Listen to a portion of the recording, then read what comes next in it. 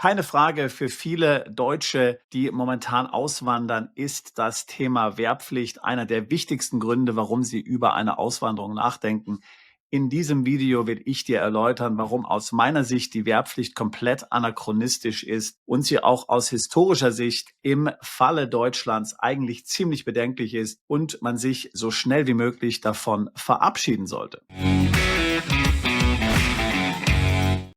Vor kurzem hatte ich ein Video aufgenommen, wo ich ausgehend vom Antrag der AfD-Fraktion im Deutschen Bundestag, die Wegzugsteuer abzuschaffen, ein bisschen ausgeführt habe, warum ich denke, dass das mit der Entnazifizierung in Deutschland nie so wirklich geklappt hat und dass wir immer noch in unserem Staatsverständnis, in unserem Verständnis von Staatsgewalt und auch bei unseren Organen und Behörden des Bürokratieapparates noch so manches bedenkliche Erbe begraben haben, noch so manche Leichen im Keller haben. Eben die Wegzugsteuer, sie ist ja das beste Beispiel. Was für eine unrühmliche, skandalöse Steuer, die eine sehr dunkle Vergangenheit hat als Reichsfluchtsteuer und hier von den Nazis doch auf die grausamste Weise verwendet wurde, um nicht nur Juden, sondern auch andere Deutsche an der Flucht zu hindern. Ich hatte mir bei diesem Video überlegt, noch über eigentlich den wichtigsten Aspekt zu sprechen, den man hier nennen muss, nämlich die Wehrpflicht. Die Wehrpflicht, die ich für einen ganz dunklen Blut- und Bodenkult halte. Aber ich habe dann entschieden, es nicht zu tun und ich habe mich dafür entschieden, ein separates Video dazu aufzunehmen. Vorab möchte ich dir allerdings ganz klar sagen, ich bin garantiert kein Pazifist. Ich bin pro Militär. Ich denke, dass es wichtig ist, dass ein Land wie Deutschland ein starkes Militär hat. Ich finde es zutiefst beunruhigend, wie stark man die Landesverteidigung in den letzten Jahren und Jahrzehnten vernachlässigt hat, wie man es zulassen konnte, dass die Bundeswehr zu einer solch einsatzschwachen Truppe eigentlich degradiert wurde, wie es nun tatsächlich der Fall ist. Hier muss man natürlich garantiert Kanzlerin Merkel nennen, denn das Ganze ist natürlich im Wesentlichen passiert während ihrer Kanzlerschaft. Gleichzeitig hat man der Ukraine Hoffnung gemacht, dass sie dann in irgendeiner Weise hier in die NATO integriert oder angebunden wird, was dann wiederum die Russen provoziert hat, was sicherlich ein wichtiger Grund war, warum dieser Krieg in Osteuropa, in der Ukraine dann eskaliert ist. Ich möchte ja nicht rechtfertigen, was die Russen getan haben. Ich bin kein Freund von Putin und ich finde nicht, dass man das rechtfertigen kann, aber trotzdem natürlich aus seiner Perspektive ist das sicherlich verständlich. Also nochmal, ich bin kein Pazifist, ich bin pro Militär. Ich denke, dass es extrem wichtig ist, dass man sich verteidigen kann. Ich denke, dass ein wichtiges Land, ein großes Land wie Deutschland, ein reiches Land für Deutschland, eine sehr einsatzfähige, sehr gut ausgerüstete Armee braucht. Allein schon deswegen, damit man sich hier nicht auf falsche Freunde verlassen muss, wenn es ernst wird und eben auch Provokateure in ihre Schranken weisen kann. Ich halte allerdings jede Diskussion um eine Wehrpflicht, wie wir sie jetzt ja schon seit einigen Jahren haben und wie sie jetzt ja wieder so eingeführt wird, so halb und so halb auch nicht, für komplett falsch, für komplett überholt, tatsächlich auch für einen historischen Skandal. Ich finde, so wie die anderen Dinge, die ich in einem anderen Video genannt habe, wie zum Beispiel die Wegzugsteuer, die Wehrpflicht ein Vermächtnis ist der Nazizeit, dass das irgendwie drin ist in unserer kulturellen DNA, dass wir besessen sind von dieser Idee der freiwilligen Armee, der wehrpflichtigen Armee, dass wir uns davon nicht befreien können, obwohl wir uns hätten eigentlich schon sehr lange davon befreien müssen. Und das finde ich extrem beunruhigend, extrem beschämend für unsere Politiker. Ich rede jeden Tag mit Auswanderern, sei es mit jungen Männern, mit jungen Frauen oder auch mit Eltern und Großeltern, die höchst besorgt sind über die Entwicklungen in Deutschland, über das Gerede von der Wehrpflicht, davon, dass hier möglicherweise junge Leute an die Front geschickt werden, verheizt werden in irgendwelchen sinnlosen Kriegen, die eigentlich mit der Landesverteidigung überhaupt nichts zu tun haben, Proxykriege, die zwischen Weltmächten geführt werden, für die dann unsere junge Leute, die talentiert sind, die auf gute Universitäten gehen, die tolle Berufe gelernt haben, die sich hier einbringen können in die deutsche Wirtschaft, in die deutsche Gesellschaft, dann zerfetzt, zerfleischt, getötet werden. Und das soll sinnvoll sein. Es soll ehrhaft sein, für das Vaterland zu sterben. Diese Idee, die finde ich komplett abartig. Wenn man sich anschaut, was hier in den deutschen Medien berichtet wird, die Frankfurter Allgemeine Zeitung hat jetzt zum Beispiel in den letzten Tagen wieder so einen Leitartikel veröffentlicht, wo sie Gegner der Wehrpflicht als untauglich bezeichnet, wo sie gesagt hat, dass ja gerade jene auf dem rechten Spektrum die Wehrpflicht ablehnen und dass das ja wohl dann nicht patriotisch sei. Es gab ja noch Zeiten, da konnte man die Frankfurter Allgemeine Zeitung als durchaus patriotisch bezeichnen. Interessanterweise weiß ich von einer Unterhaltung mit dem Chefredakteur der Neuen Zürcher Zeitung, dass er gesagt hat, wäre die FAZ so, wie sie früher gewesen wäre, würde sich die NZZ in Deutschland nicht so gut verkaufen.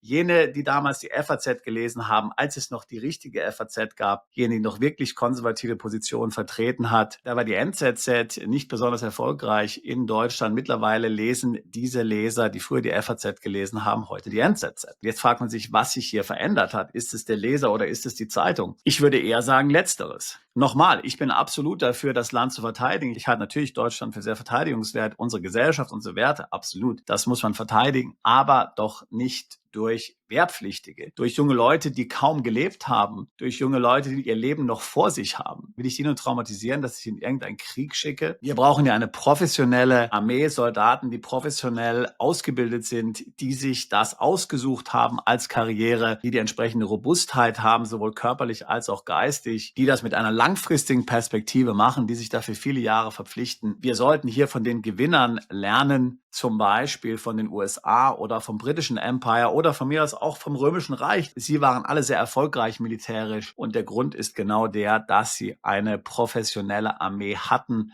beziehungsweise haben. Stattdessen lernen wir von den Losern, nämlich von den Franzosen. Es waren die Franzosen, die ja jetzt schon seit Jahrhunderten nichts mehr gewonnen haben. Warum man sie eigentlich zu den Siegermächten zählt im Ersten und im Zweiten Weltkrieg, ist mir absolut nicht klar, aber okay. Sei es mal dahingestellt, es waren die Franzosen, die die Wehrpflicht als erstes eingeführt haben, nämlich nach der Französischen Revolution. Nach der Französischen Revolution hat man sich gesagt, nun, wir brauchen Gott und Religion nicht mehr. Die neue Religion, das ist jetzt der Staat, das ist die Geburt des Nationalstaates.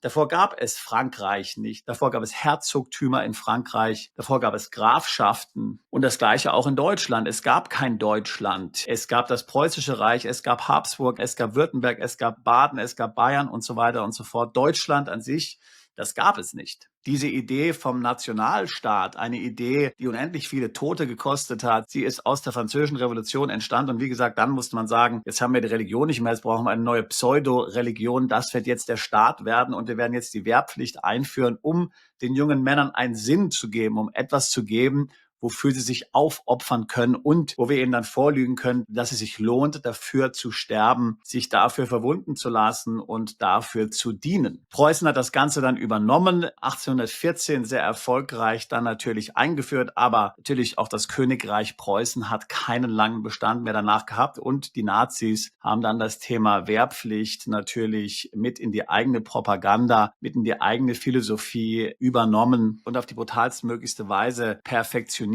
was zu Millionen von Opfern geführt hat. Und das genau ist das Erbe der Wehrpflicht. Und hier wollen wir uns jetzt in Deutschland tatsächlich im Jahre 2025 anschließen an diese sehr bedenkliche, sehr bedrohliche, sehr mörderische Geschichte, die die Wehrpflicht hat. Und wir erkennen das nicht mal. Wir echauffieren uns darüber, wie rechtsradikal die AfD ist und halten das für eine der größten Gefahren für unsere Demokratie und realisieren gar nicht, dass zum Beispiel die Wehrpflicht mit ihrer dunklen Vergangenheit eigentlich das ist, was hier tatsächlich demokratisch, moralisch und auch politisch höchst bedenklich und eigentlich ablehnenswert zu verachten ist. Wie gesagt, die Wehrpflicht ist einer der Gründe, warum so viele Deutsche auswandern, warum sehr viele junge, intelligente, talentierte Deutsche das Land verlassen wollen, weil sie sich nicht verheizen wollen für irgendwelche sinnlosen Kriege. Denn eins ist völlig klar, sinnlos sind diese Kriege alle. Wir kriegen immer eingeredet durch Propaganda, wie wichtig jetzt diese Kriege sind. Und wie gesagt, ich bin kein Freund Putins. Diese ganze Schönrednerei, was Putin anbelangt, die halte ich natürlich auch für höchst problematisch und totalen Quatsch. Ich halte Putin natürlich tatsächlich für eine Gefahr. Und ich denke, man muss sich hier darauf vorbereiten. Und wenn es nicht Putin ist, dann ist es jemand anders, der danach ihm kommt. Auch die Situation in China, Taiwan, Iran oder wo auch immer, ist nicht gerade sehr ermutigend, was das anbelangt. Ja, wir leben natürlich in einer extrem gefährlichen Welt. Das muss man sagen. Wir brauchen definitiv eine Armee. Hier möchte ich natürlich einschieben, dass bei einem kleinen Land wie zum Beispiel Österreich, der Schweiz oder auch Israel die Wehrpflicht durchaus Sinn machen kann, weil man da natürlich gar nicht genug Menschen hat, die jetzt hier eine solche Armee bestücken. In Deutschland wird das kein Problem sein.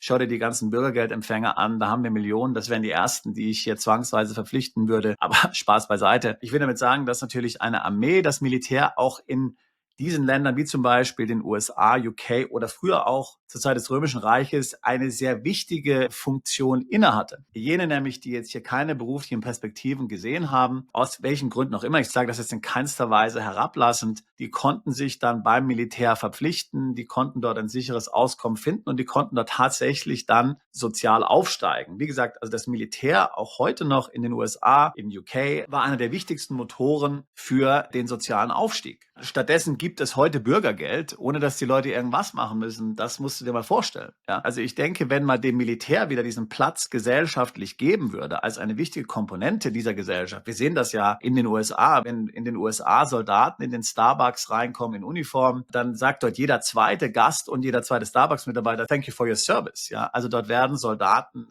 wertgeschätzt. Und für viele junge Amerikaner, eben gerade jene jetzt aus sozial schwachen Schichten, ist das natürlich ein ganz tolles Ergebnis, weil natürlich die Uniform, die ist dann blind in gewisser Weise. Da ist dann nicht mehr sichtbar, wer in dieser Uniform steckt. Ob das jetzt jemand ist, der vielleicht eine etwas problematische Vorgeschichte hat, der es im Leben vielleicht nicht so einfach hatte, der kommt dann dort rein und wird tatsächlich sowohl von den Gästen als auch von den Mitarbeitern tatsächlich wertgeschätzt. Man kriegt in allen möglichen Geschäften dann zum Beispiel auch Rabatte. Man kann das Gesundheitssystem nutzen, das speziell für Veteranen eingerichtet wurde. Man kann kostenlos studieren. Das natürlich auch was. Bei uns ist ja auch ein Studium überhaupt nichts wert in Deutschland, weil es sowieso kostenlos ist. Also im gleichen Zug könnte man vielleicht mal sinnvolle Studiengebühren einführen, damit nämlich nicht das Vergnügen eines Studiums hier abgewälzt wird auf den normalen Steuerzahler. Also meine Meinung, ja. Und jene, die dann tatsächlich im Militär dienen, die sich dort verpflichten für mehrere Jahre, die können dann kostenlos studieren, ja. Also das wären doch zum Beispiel sinnvolle Vorschläge, wie wir sie in Deutschland implementieren könnten. Also wie gesagt, nochmal, ich bin 100% pro Militär, aber eben auf die richtige Art und Weise, nicht mit diesem mörderischen Gepäck auf dem Rücken, den ja diese Wehrpflicht tatsächlich hat, dieser Blut- und Bodenkult, wie ich es vorhin genannt habe, diese blutgetränkte Tradition, dieser Ballast, dieser geschichtliche, von dem wir uns offensichtlich nicht lösen können, aus welchen Gründen auch immer. Eine Wehrpflicht sollte es tatsächlich nur im extremen Notfall geben. Da können wir uns natürlich andere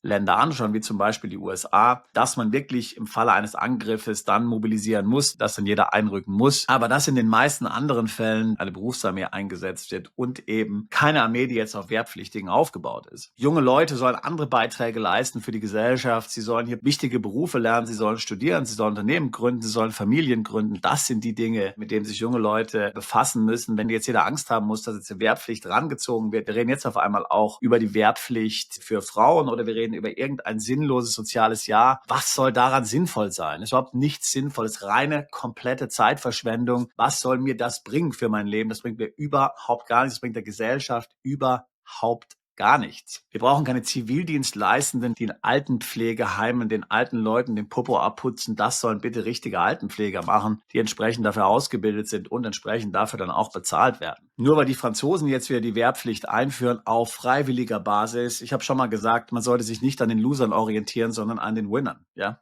Gerade was das Militärische anbelangt, kann das extrem nützlich sein. Ja?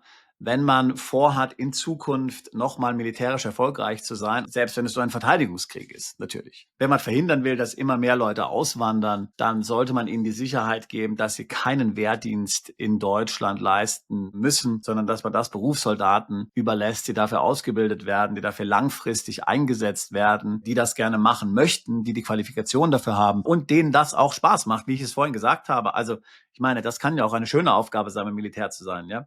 Ich kenne genug Berufssoldaten, für die ist das die schönste Zeit ihres Lebens. Ich kenne ehemalige Offiziere in der britischen Armee, in der amerikanischen Armee, die kriegen feuchte Augen, wenn sie von ihrer Zeit sprechen in Afghanistan, wo sie im Einsatz waren, auch wenn sie da verwundet waren. Und feuchte Augen, nicht weil sie da traumatisiert waren, sondern feuchte Augen, weil es so eine bereichernde Zeit für sie war, bei allem Drama, bei aller Tragik, die sie natürlich auch erlebt haben. Natürlich, das darf man nicht vergessen, das muss man heute immer sagen, da gibt es natürlich auch viel Leid, PTSD, Post-Traumatic Stress Disorder, aber damit kann man natürlich besser umgehen, wenn man ein ausgebildeter Soldat ist und nicht irgendein Wehrpflichtiger, der dann nie wieder darüber hinwegkommt und bis zum Ende seines Lebens dann ein Bettnässer bleibt zum Beispiel. Ich rate dir, dass du deinen Bundestagsabgeordneten anschreibst und ihm ganz klar sagst, dass du gegen die Wehrpflicht bist, dass du dafür bist, dass Deutschland eine effektive Berufsarmee einsetzt, dass jegliche Diskussion um eine Wehrpflicht komplett beendet werden soll, dass es keine Wehrpflicht gibt, dass keine Fragebogen rausgeschickt werden, dass niemand gemustert werden muss, sondern dass wir komplett auf eine Berufsarmee umsteigen. Das braucht eben natürlich eine gewisse Zeit. Vielleicht in den nächsten Jahren wird es nicht klappen, aber irgendwann wird es dann hoffentlich fruchten, vielleicht wenn ein neuer Bundestag gewählt wird. In diesem Sinne Bis dahin wirst du vielleicht noch auswandern müssen, weil du dich nicht dem Risiko aussetzen willst, dass du oder deine Kinder herangezogen werden für sinnlose Kriege. Da ist die Auswanderung tatsächlich ein recht effektives Mittel, auch wenn sie ihre Grenzen hat. Dazu habe ich auch schon drüber gesprochen. Im Spannungs- und Verteidigungsfall darfst du Deutschland nicht verlassen für längere Zeit ohne die Erlaubnis der Bundeswehr. Wenn du nicht im Ausland bist, wahrscheinlich bist du dennoch geschützt. Man weiß es nicht. Man kann ja in Deutschland dir den Pass wegnehmen, wenn du dich von der Wehrpflicht drückst. So krank ist das System. Insofern kann auch eine zweite Staatsbürgerschaft natürlich helfen, damit du dann erstmal nicht auf den deutschen Pass angewiesen bist. Wenn das Themen sind, die dich interessieren, dann würde ich mich freuen, dich bei einem unserer Seminare kennenzulernen. Details hier in der Beschreibung dieses Videos. Natürlich kannst du auch ein Beratungsgespräch buchen. Wir tun seit fast 20 Jahren nichts anderes als Mandanten genau bei solchen Fragen zu helfen. Ich habe Deutschland für 25 Jahren verlassen. Ich habe die EU für 25 Jahren verlassen. Es gibt keinen einzigen Tag, wo ich das bereut habe. Meiner Meinung nach eine der besten Entscheidungen meines Lebens. Ich würde mich freuen, auch dich alsbald zu unserer Mandantschaft zählen zu können.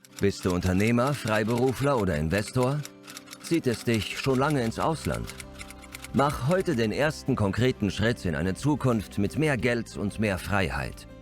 Buche ein Beratungsgespräch mit Sebastian und seinen Kollegen. Unsere Kanzlei unterstützt Mandanten wie dich dabei, deine Steuerlast legal zu reduzieren, Vermögen aufzubauen und zu schützen und deine persönliche Freiheit zu maximieren. Profitiere jetzt von unserem Fachwissen und unserem Netzwerk. Gehe zu mandatierung.com und werde Mandant unserer Kanzlei.